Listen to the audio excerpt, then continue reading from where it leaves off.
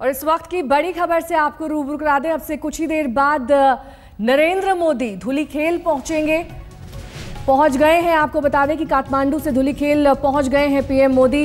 वहां पर उनका कार्यक्रम है सार्क सम्मेलन का, आज दूसरा और आखिरी दिन है। काठमांडू से धुलीखेल पहुंच गए हैं प्रधानमंत्री नरेंद्र मोदी।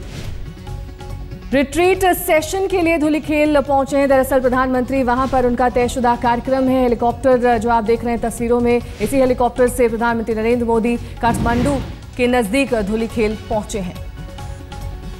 18वां सार्क सम्मेलन, उसका आज दूसरा दिन और आज ही सार्क सम्मेलन का समापन भी होना है। और ज्यादा जानकारी के साथ स्मिता शर्मा हमारी संवाददाता इस वक्त हमारे साथ जुड़ गई हैं। स्मिता, आज का क्या कार्यक्रम है, क्योंकि धुलीखेल पहुंच चुके हैं प्रधानमंत्री नरेंद्र मोदी, इसके बाद क्या कुछ कार्यक्रम है?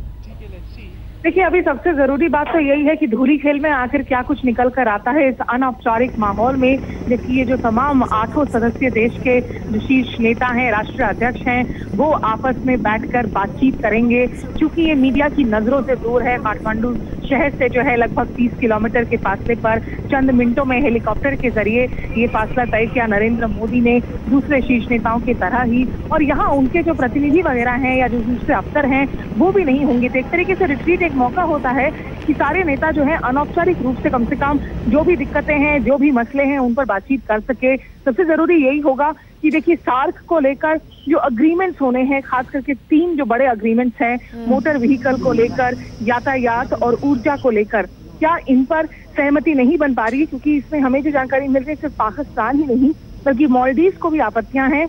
मालदीव एक तो पर्यटन पर ज्यादा समझौते चाह रहा है और साथ ही चीन को सार्क में बड़ी भूमिका दिलवाने के लिए भी कहीं ना कहीं सक्रिय है।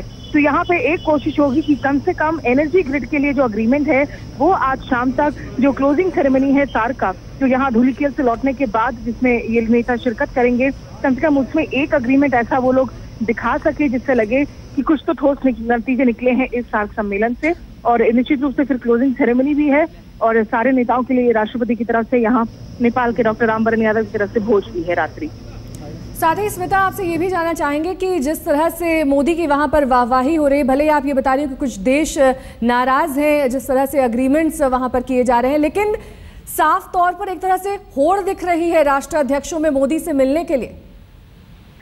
देखिए, भारत जो है निश्चित रूप से दक्षिण एशिया का एक बड़ा देश है, एक बहुत बड़ी जो है अर्थव्यवस्था है।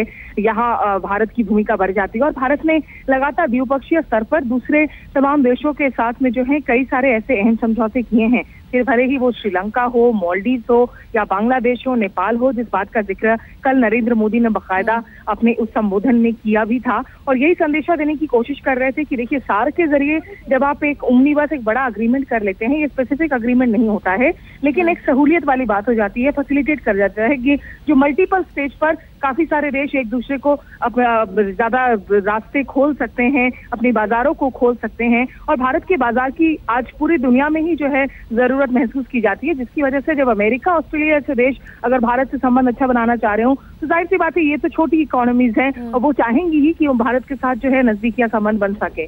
जी स्मिता, बहुत बहुत शुक्रिया इस तमाम जानकारी के लिए आपका। तो स्मिता हमारी संवाददाता बता रही थी किस तरह से अब रिट्रीट समारोह के लिए नरेंद्र मोदी धुलीखेल पहुंच चुके हैं।